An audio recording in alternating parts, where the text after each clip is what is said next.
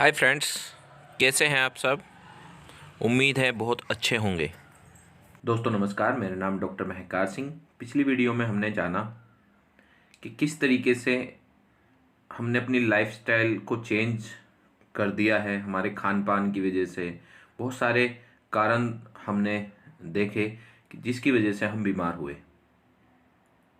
ठीक है, आज के टाइम में हम सबकी ज़िंदगी बहुत तेज़ी से बदल रही है, स्पीड से बदल रही है। हम लोगों के पास टाइम नहीं है, अपनी हेल्थ के बारे में हम ध्यान ही नहीं दे पाते क्योंकि हम कैरियर के ऊपर ज़्यादा फोकस करते हैं। अपनी बहुत सारी प्रॉब्लम्स हमारे सामने रहती हैं,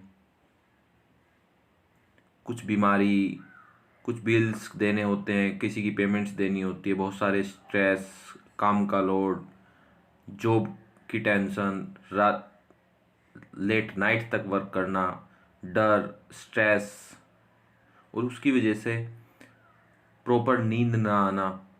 ठीक है, बहुत सारी ऐसी चीज़ें हैं जो हम सबके साथ सेम हैं, लेकिन कुछ लोग इनसे अपने आप को उबार लेते हैं और वो अपनी अच्छी लाइफ जीते हैं,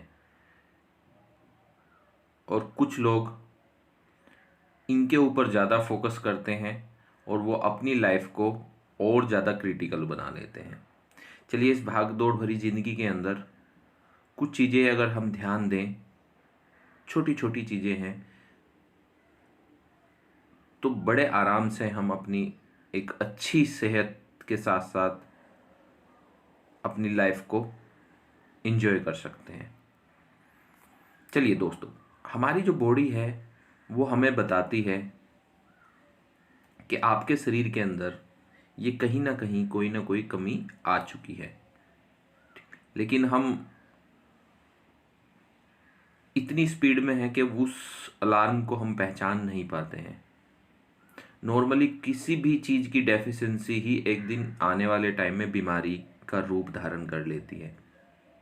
जैसे न्यूट्रिएंट डेफिशिएंसी जो होती है वो अलर्ट करती है हमारी बॉडी। कैसे? आपको कहीं ना कहीं पेन होना शुरू हो जाएगा, नींद नहीं आएगी, आपको आलस्य आपको आना शुरू हो जाएगा। Difficult to analyse the root cause. अब इन चीज़ों को कैसे पहचाने कि हाँ, न्यूट्रिएंट डेफिशिएंसी हमारी बॉडी के अंदर है।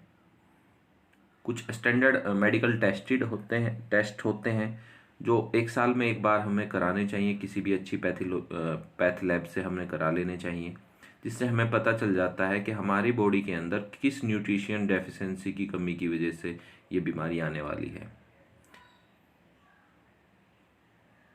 आपकी बॉडी मैसेज आपको देती है, ठीक है, लेकिन हम उसके ऊपर ध्यान नहीं दे पाते। कुछ लोग बहुत सारी पेन किलर लेते हैं तो उससे हमें पता भी नहीं चलता। बॉडी में पेन हुआ, आपकी बॉडी कुछ कहना चाह रही है, लेकिन हमने क्या किया, हमने पेन किलर ले लिया, तो उससे वो जो बीमारी है वो तो ख़त्म नहीं हुई, सिर्फ उसका जो सिम्टम्स है उसको हमने दबा दिया। ठीक है, चलिए बात करते हैं क्या क्या डेफिशिएंसी होती है और उन डेफिशिएंसी की वजह से क्या बीमारियां हो सकती हैं, उसके बारे में हम बात करेंगे। लगभग बहुत सारी प्रॉब्लम्स कॉमन है आज के टाइम में। फटीग, आलस्य, ठीक है, जल्दी से थकावट आपको आ जाती है काम करते हुए। हेयर फॉल सबसे बड़ी प्रॉब्लम है आज के टाइम के अंदर। इंसोमेनिया, नींद कम आना, भूख का कम लगना, loss of appetite, muscles cramps, thyroid, tingling in fingers या टॉयज के अंदर, यानी कि सुनपना, किसी फिंगर के अंदर या टॉयज के अंदर सुनपना आना, झंझनाहट होना। आईसाइट की प्रॉब्लम आज के टाइम में मेन है, और वाटर रिटेंशन हमारी बॉडी के अंदर आना शुरू हो जाता है। ये क्या कारण है उसके बारे में थोड़ा सा हम आज बात करेंगे। चलिए, आलस की अगर बात करें क्यों होता है, पहले तो ये बात कर लेते हैं। ज़्यादातर हार्मोनल इम्बैलेंस की वजह से हो जाता है। हमें जल्दी ही थकावट हो जाती है, वोमिटिंग का मन करता है। मेनोपॉज के अंदर लेडीज को जो है ज़्यादातर ये प्रॉब्लम्स आ जाती है। ठीक है, टेंशन एक बहुत बड़ा कारण है इसका, क्योंकि माइंड के ऊपर जितना स्ट्रेस आप लेंगे इतनी ज़्यादा आपको थकावट आपकी बॉडी वर्क से नहीं होगी जितना माइंड के वर्क से या माइंड के ऊपर स्ट्रेस लेने से होगी। आपके मेटाबॉलिक सिस्टम से भी हमें थकावट आ जाती है। हमारी बॉडी के अंदर टॉक्सिन्स अगर ज़्यादा आ जाएं तो भी हमें थकावट आ जाती है। आपकी बॉडी के अंदर न्यूट्रिशन डेफिशिएंसी हो तब भी आपको थकावट आती है, आलस आता है। कहीं बॉडी के अंदर स्वेलिंग आ जाए, दर्द हो, तब भी आपको थकावट आती है। कोई इन्फेक्शन हो तब भी आपको जो है आप थका हुआ महसूस करते हैं। चलिए, किन कारणों से, किन विटामिन्स मिनरल्स की कमी की वजह से ये थकावट आती है उसकी भी बात कर लेते हैं हम। कुछ डेफिशिएंसी हैं, जैसे विटामिन B12 की डेफिशिएंसी अगर हो जाती है तो भी हमें जल्दी आलस आ जाता है, हम अपने आप को थका हुआ महसूस करते हैं। मैग्नीशियम की कमी की वजह से, विटामिन D की कमी की वजह से, आयरन की कमी की वजह से, या CoQ10 की कमी की वजह से। ये कुछ विटामिन्स हैं, कुछ मिनरल्स हैं जिनकी कमी की वजह से हमें ये आलस आता है। दूसरा बड़ा कारण है आज के इस केमिकल भरी जिंदगी के अंदर, लाइफ के अंदर, हेयर फॉल।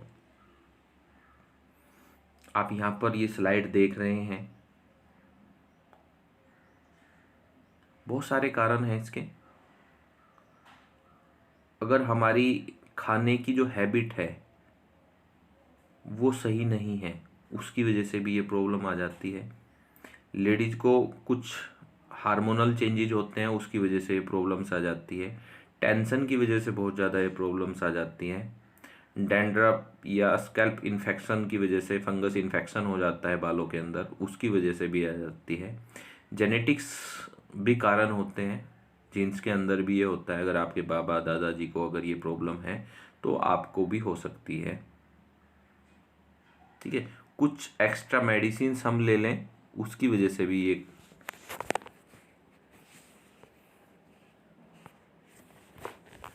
हो सकता है।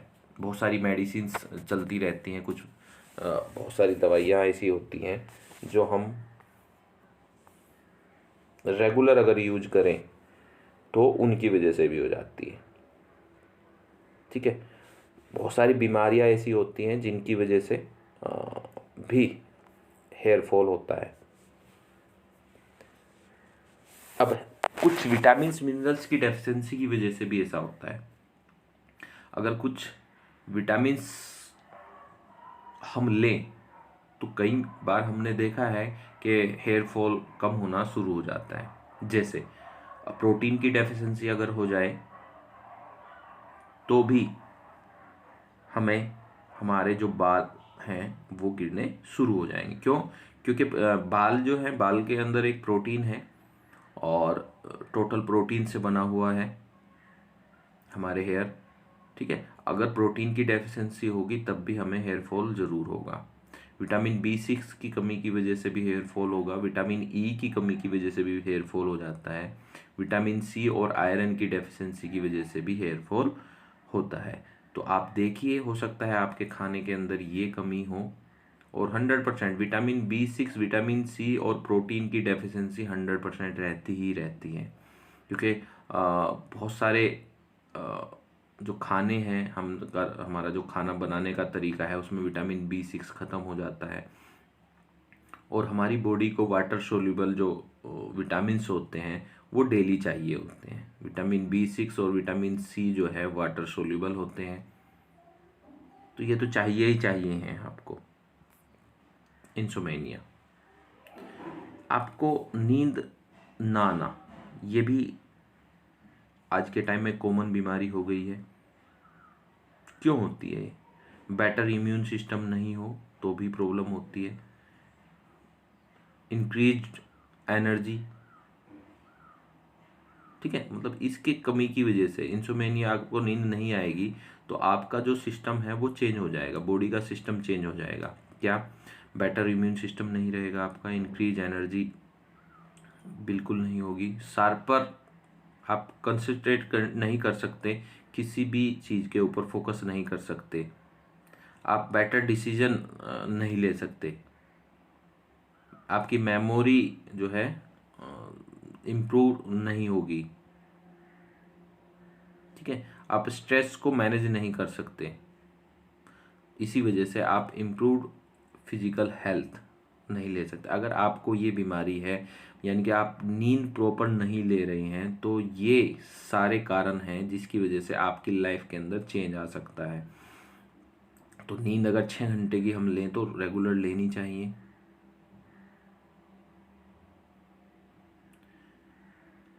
ये बहुत सारी बीमारियां और भी होती हैं, ठीक है, अगर किसी को ज़्यादा प्रॉब्लम है तो किसी ना किसी स्पेशलिस्ट को आप दिखा सकते हैं,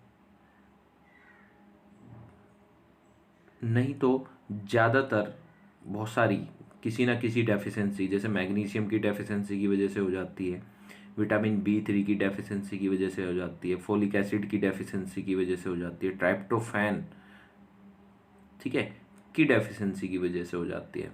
जैसे ट्राइप्टोफैन जो है गैनोडर्मा के अंदर बहुत अच्छी मात्रा के अंदर मिलता है, ठीक है, तो ये भी अगर आप ये सप्लीमेंट की डेफिशिएंसी भी अगर आपकी बॉडी के अंदर होगी तो 100% आपको कोई ना कोई प्रॉब्लम्स ज़रूर आ सकती है। भूख का कम लगना, या खाना सामने आ जाता है, भूख लगी होती है और हम जो है खा नहीं पाते, मन भर जाता है, बॉडी के अंदर पेन, बेचैनी, वोमिटिंग, कब्ज, बहुत सारी ड्रग्स मेडिसिन हम लेते हैं, या डिप्रेशन अगर हो तो इनकी वजह से हमें ये प्रॉब्लम्स आ जाती है। हमारी बॉडी के अंदर एक सिस्टम बना हुआ है, हमारे माइंड के अंदर ग्रेलिन होता है जो मैसेज करता है हमारे लेप्टिन को,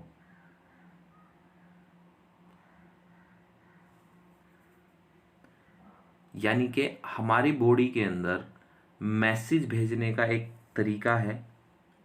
अगर आपके अमाशय के अंदर आपको भूख लगी है, मतलब आपको भूख लगती है या आपकी बॉडी को एनर्जी की ज़रूरत होती है, ठीक है, तो आपको लेप्टिन एक अलग तरीके का मैसेंजर है जो आपके माइंड को मैसेज करता है कि मुझे मेरे शरीर को कुछ चाहिए,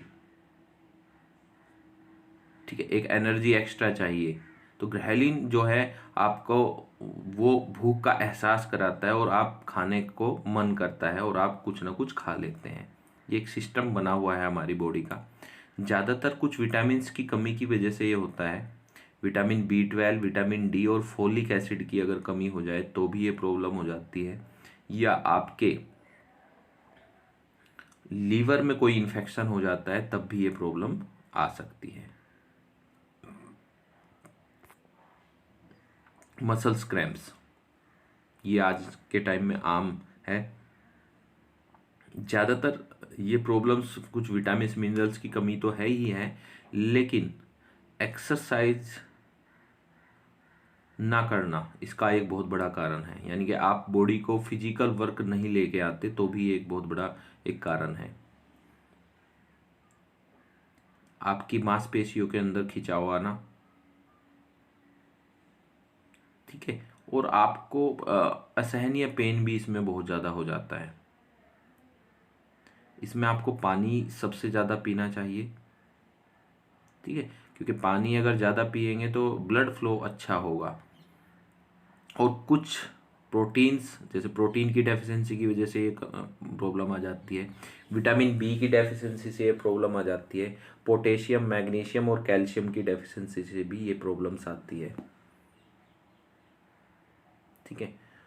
अगर ज़्यादा प्रॉब्लम्स हो तो आप फिजियोथेरेपिस्ट से आप मिल सकते हैं और ये कुछ सप्लीमेंट आप ले सकते हैं, आपकी बॉडी आपको बता देती है कि ये सप्लीमेंट की डेफिशिएंसी, ये विटामिन मिनरल्स की डेफिशिएंसी से मुझे ये हो रहा है। तो आज के बाद ये अगर प्रॉब्लम्स हैं, ज़्यादा प्रॉब्लम्स हो तो फिजियोथेरेपी आप करा सकते हैं, और रेगुलर आप एक्सरसाइज करें, चाहे हल्की एक्सरसाइज करें, तो उससे भी आप इन क्रैम्प्स से आप बच सकते हैं।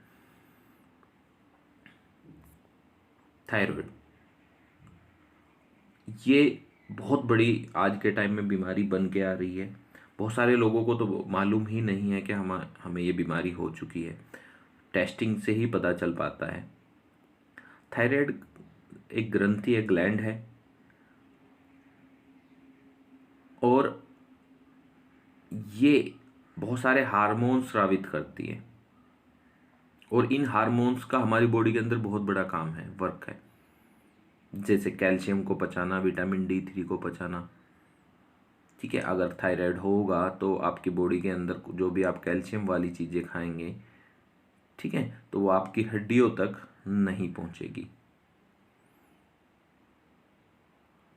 तो आपकी बॉडी जो है एकदम से हार्मोनल चेंजेज हो जाएंगे। ठीक है, तो ये थायराइड ग्रंथि है, ये भी एक बहुत बड़ी प्रॉब्लम आज के टाइम में आ रही है। ये भी कई सारे कारण हैं, कैल्शियम की कमी की वजह से ये प्रॉब्लम हो जाती है। ठीक है, सोडियम की कमी की वजह से ये प्रॉब्लम्स हो जाती है। तो बहुत सारी प्रॉब्लम्स, और एक्सरसाइज ना करना इसमें मेन कारण है। टेंशन से भी ये प्रॉब्लम्स बढ़ जाती है।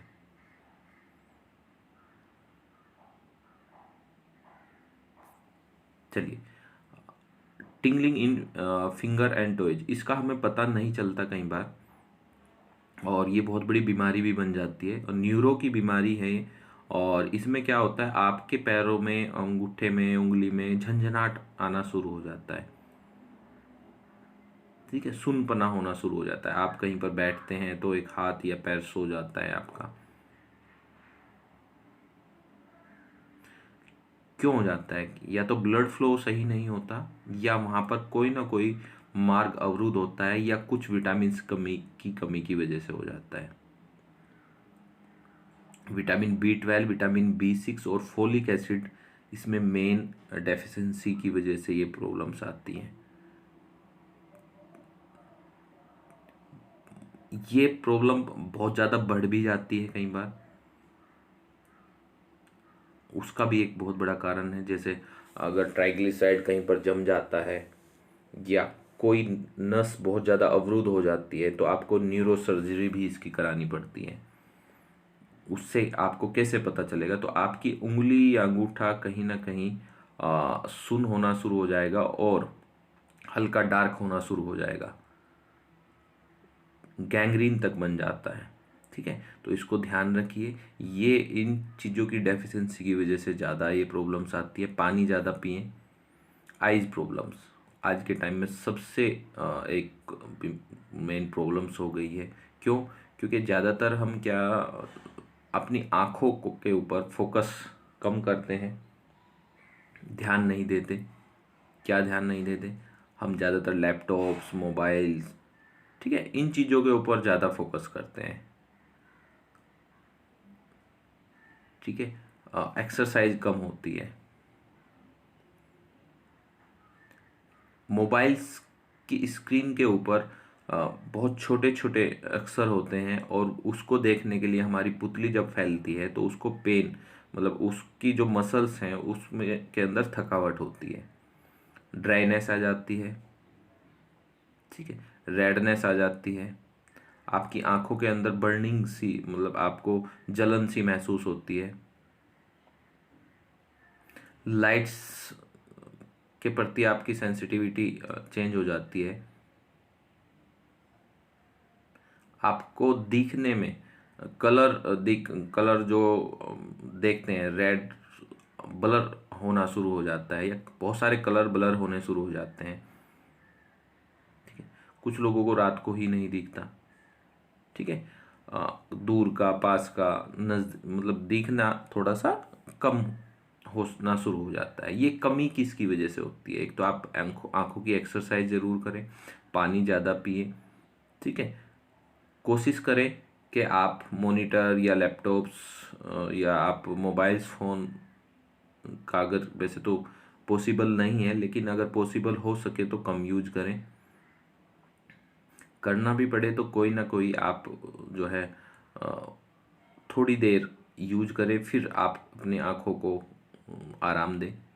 ठीक है, कुछ विटामिन्स मिनरल्स की डेफिशिएंसी की वजह से भी ये प्रॉब्लम होती है। विटामिन ए, विटामिन डी और विटामिन ई, ये तीनों विटामिन्स की कमी की वजह से भी ये आँखों की प्रॉब्लम्स आ सकती हैं। वाटर रिटेंशन आप देख सकते हैं, normal food, mild oedema, moderate to severe oedema. बहुत सारे कारण होते हैं इसके। सबसे बड़ा कारण किडनी पेशेंट्स के साथ ये प्रॉब्लम्स आती है। अगर किडनी के नेफ्रॉन्स गड़बड़ हो चुके हैं या क्रिएटिनिन हमारा बढ़ा हुआ है तब भी ये प्रॉब्लम्स आती है। तो आपको कुछ टेस्टिंग करानी ज़रूरी होती है इसके अंदर, जैसे यूरिन का टेस्ट करा सकते हैं आप, ब्लड शुगर टेस्ट करा सकते हैं, शुगर पेशेंट्स को भी ये प्रॉब्लम्स आ जाती है। किडनी का टेस्ट करा सकते हैं, KFT आप टेस्ट करा सकते हैं। अगर किडनी की कोई प्रॉब्लम्स है और ज़्यादा प्रॉब्लम्स है तो किसी नेफ्रोलॉजिस्ट को आप दिखा सकते हैं। बहुत सारे लोग स्टेरॉइड्स लेते हैं, स्टेरॉइड्स मेडिसिन्स होती हैं एलर्जी वगैरह, इन्फेक्शन वगैरह में बहुत ज़्यादा मात्रा में लोग ले लेते हैं। ठीक है, तो वो स्टेरॉइड जो है उसकी वजह से भी ये प्रॉब्लम्स आ सकती हैं।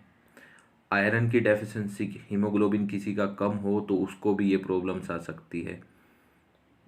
लीवर में कुछ इन्फेक्शन ऐसे होते हैं जैसे हेपेटाइटिस होते हैं, उनकी वजह से भी ये प्रॉब्लम्स आ सकती है। तो अगर आपके पैरों पे स्वेलिंग है तो ध्यान से आप कुछ टेस्टिंग आपको कराने होते हैं, अपने किसी डॉक्टर से संपर्क आपको करना होता है। ठीक है, तो ये बहुत ज़रूरी है। आपकी बॉडी बता देती है आपको कि ये प्रॉब्लम्स मेरे बॉडी के अंदर आ रही है।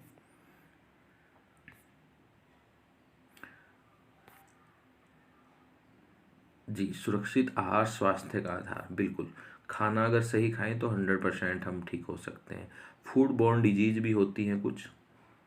अगर हमें अच्छा खाना, मतलब पोल्यूटेड खाना हम खाएंगे तो हमारे पेट के अंदर कुछ क्रैम्प्स होंगे, डायरिया हो सकता है, वोमिटिंग आ सकती है। ठीक है, बुखार भी हो सकता है। तो ये कुछ सिम्टम्स आपको बॉडी के अंदर आ जाते हैं अगर आपकी बॉडी के अंदर कुछ एक्स्ट्रा कोई केमिकल्स, कोई टॉक्सिन्स आपकी बॉडी के अंदर अगर चला गया है या कोई इन्फेक्शन अगर आपको चला गया है। ठीक है, जैसा कि हम सब जानते ही हैं, बहुत सारी इसके ऊपर रिसर्च भी होती है कि हमारे खाने के अंदर जो पिछले 30 साल के अंदर जो ताकत थी वो ख़त्म हो चुकी है। क्यों? क्योंकि हमारे खाने के अंदर जो हम गेहूं या आटा, जो भी चीज़ हम यूज करते हैं, उनके अंदर पेस्टिसाइड ज़्यादा डलना शुरू हो गया है। ठीक है, और उसके अंदर प्रोटीन्स की कमी हो गई है। तो बहुत सारी चीज़ें अब चेंज हो चुकी है। हमारे खाने के अंदर वो जो न्यूट्रिशन वैल्यू थी वो भी ख़त्म हो चुकी है। उसके बाद हम हमारा साफ़ सफाई का जो, जैसे हम खाना सब्जी वगैरह लेके आते हैं, उनको सफाई का हम ध्यान नहीं दे पाते। तो सफाई करनी चाहिए हमें, उसे सेपरेट रखना चाहिए। हर सब्जी का एक अलग खाना होना चाहिए। कुकिंग करने का तरीका अच्छा होना चाहिए। टेम्परेचर का एक मेंटेन करना चाहिए, ज़्यादा ठंडा ना हो। रेफ्रिजरेटर को जो है ज़्यादा हम कम यूज करें। ठीक है, तो ये बहुत सारे कारण हैं फूड सेफ्टी के। चलिए अभी मैं बात करता हूँ सप्लीमेंट्स की। मेडिसिन्स और सप्लीमेंट्स में क्या अंतर है? कुछ लोग सप्लीमेंट को मेडिसिन्स कहते हैं, लेकिन ये एक गलत धारणा है। एक माइक्रो फूड, एक मेडिसिन्स। आहार की खुराक कई रूपों में मिलती है, जिसमें टैबलेट, कैप्सूल्स, पाउडर, ठीक है, तरल पदार्थ में शामिल है।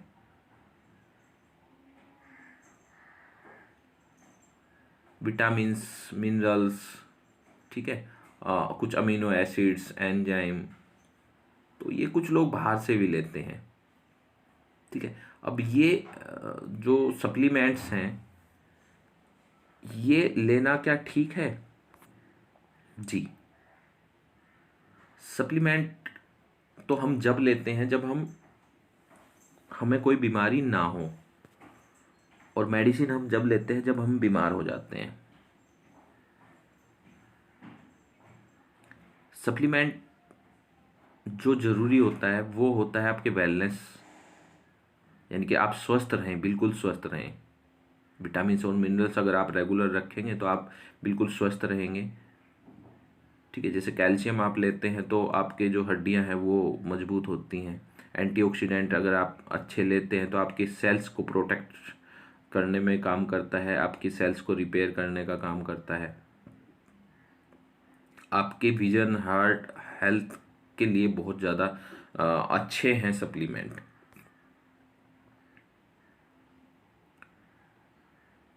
सप्लीमेंट्स क्या करते हैं? सप्लीमेंट्स बहुत सारे काम करते हैं। फ्री रेडिकल्स को रोकते हैं, ऑक्सीडेटिव स्ट्रेस को रोकते हैं, एंटीऑक्सीडेंट का काम करते हैं। यानी कि अगर आपके बॉडी के अंदर फ्री रेडिकल्स बन रहे हैं और आप एंटीऑक्सीडेंट लेंगे तो फ्री रेडिकल्स जो हैं आपकी बॉडी के सेल्स को नुकसान नहीं पहुंचाएंगे। फ्री रेडिकल्स बहुत सारे होते हैं, इनसे हमारे विटामिन मिनरल्स हमें बचाते हैं। वातावरण के अंदर फ्री रेडिकल्स होते हैं, बहुत सारे एयर पोल्यूशंस के अंदर, खाने के अंदर, स्मोकिंग, ठीक है, बहुत सारे कारण होते हैं जो हम फ्री रेडिकल्स सुबह से शाम तक लेते ही लेते हैं। ऑक्सीडेटिव स्ट्रेस जो नॉर्मल सेल्स होती है, अगर उसके ऊपर ये सारे केमिकल्स, ये सारे टॉक्सिन्स अगर हम लेंगे तो 100% स्ट्रेस में वो सेल्स होगी, और स्ट्रेस में सेल्स होने के बाद सेल्स मर जाएगी, और सेल्स जब मर जाएगी तो उसमें कोई भी बीमारी हो सकती है। जैसे कैंसर एक बहुत बड़ा कारण है।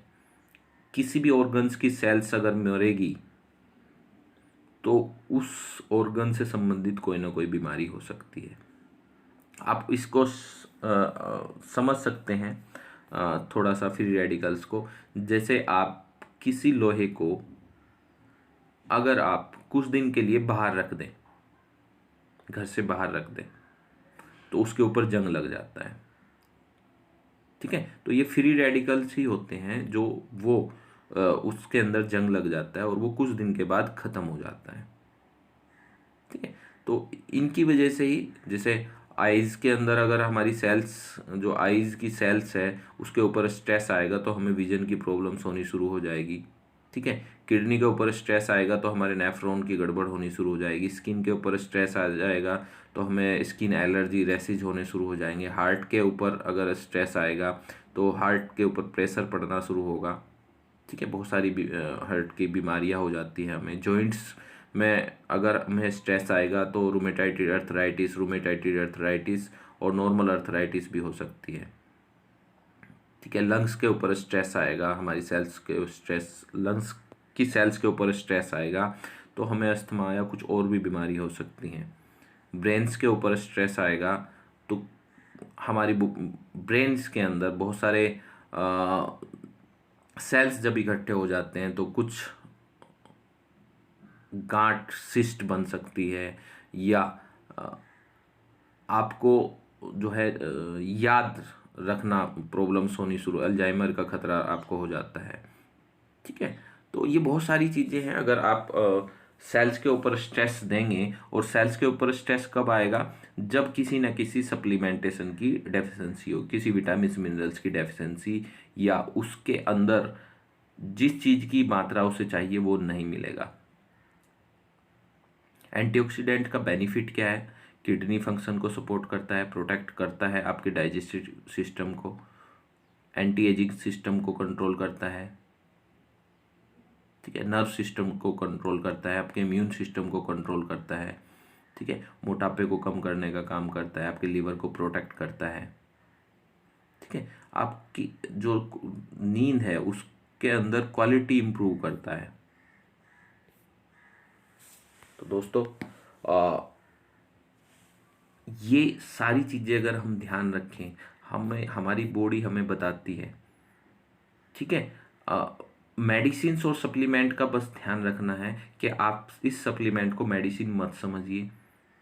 सप्लीमेंट क्या होता है? विटामिन ए की डेफिशिएंसी अगर हो गई तो हमें रतौंधी हो सकती है। विटामिन सी की हमें डेफिशिएंसी हो गई तो क्या होगा? स्कर्वी हो सकती है।